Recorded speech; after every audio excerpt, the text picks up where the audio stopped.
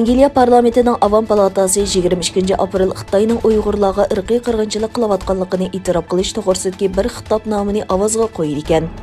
Angliya muhofizachi gazetining xabar qilishicha, bu xitobnomani sunuvchilar Avam palatasiga har qaysi partiyalardan bo'lgan 3 dan 2 qism a'zoning qo'llashiga erishishini umid qilmoqda ekan. Muhofizachi gazetining bildirishicha, xitobnomada Avam palatasi Sharqi Turkiston rayonidagi Uyg'urlar va boshqa etnik, diniy asonliklarning insoniyatga qarshi jinoyat va irqiy qirg'inchilikqa duchor bo'layotganligiga ishonadi deyilgan. Shuningdek, Angliya hukumatining irqiy qirg'inchilikning oldini olish avtonomiyasidagi majburiyatini ado qilishi va boshqa xalqaro qonuniy vositalarni qo'llanib, irqiy qirg'inchilikqa xotima berishi talab qilingan. Xabarda aytilishicha, ministrlarning ovoz berishdan voz kechishi talab qilinishi mumkin. Bu xabar chiqishdan burun Hong Kongning sobiq valisi Lord Patten va parlament a'zosi Lisa Nandy boshchiligidagi bir turkum parlament a'zolari Angliya bosh ministri Boris Johnsonga Hong Kong amaldorlariga qaratilgan cheklik embargolarni kengaytirish haqida maktub yozgan. Parlament a'zolari Uyg'urlarning kishilik huquqini og'ir darajada dafsanlik qilishga mas'ul Xitoy amaldorlariga va Hong Kongdagi demokratik harakatni bostirishga mas'ul amaldor va organlarga qaratilgan embargolarni kengaytirishni talab qilgan. Agar bu xitobnoma ma'qullansa, Angliya, Amerika, Kanada va Gollandiyadan keyin Xitoyning Uyg'urlarga irqiy qirg'inchilik qilayotganligini e'tirof qilgan 4-davlat bo'lib qoladi ekan.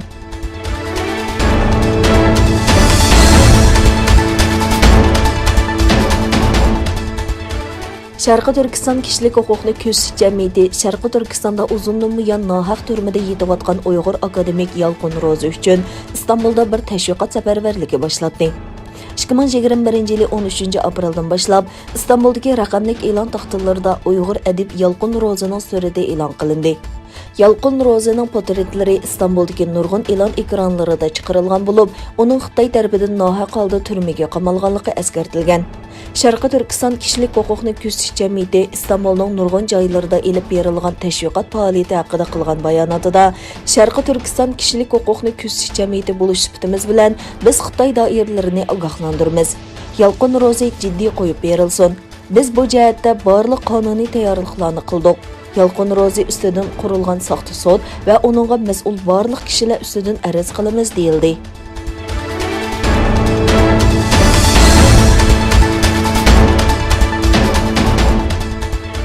Uyg'ur ayollarining Xitoy hukumati tomonidan planliq va sistemli holda to'g'mas qilib etilganligi Yaponiya va Amerika matbuotlarining zo'r diqqatini qo'zg'adi.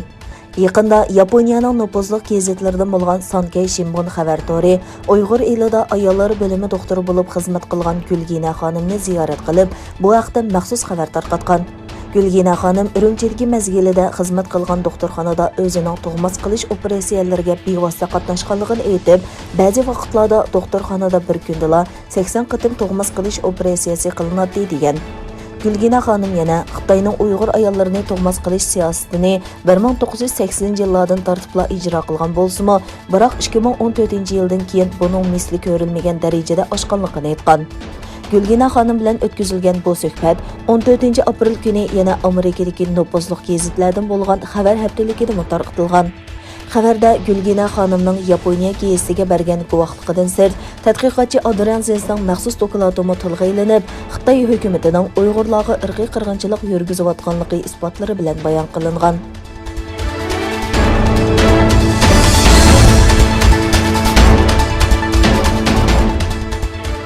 Amerika Federatsiya tekshirish idorasining boshlig'i Kristoferning aytishicha, Federatsiya tekshirish idorasi Xitoy hukumati bilan munosabatlik har 10 soatda yangi tekshirishni boshlaydi ekan. CNNning xabar qilishicha, Amerika Federatsiya tekshirish idorasining mudiri Kristofer Amerika Kengash palatasi axborot komitetida Amerika davlatlik axborot direktori Avril Haines, Markaziy axborot idorasining boshlig'i William Burns va boshqa istixborot xodimlari bilan birlikda o'tkazilgan yig'inda Xitoy haqida so'z qilgan. Varay Federatsiya tekshirish idorasining Xitoy hukumatiga 2000 dan ortiq tekshirish ilib borganligini va har 10 soatda bir yangi tekshirishning ochilganligini aytgan.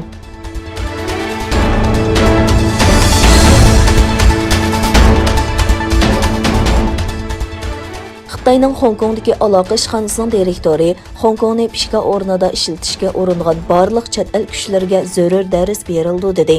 Bu bayonot Angliyadagi parlament a'zolari Xitoy amaldorlariga jazo yurgizishni talab qilgandan keyin e'lon qilingan.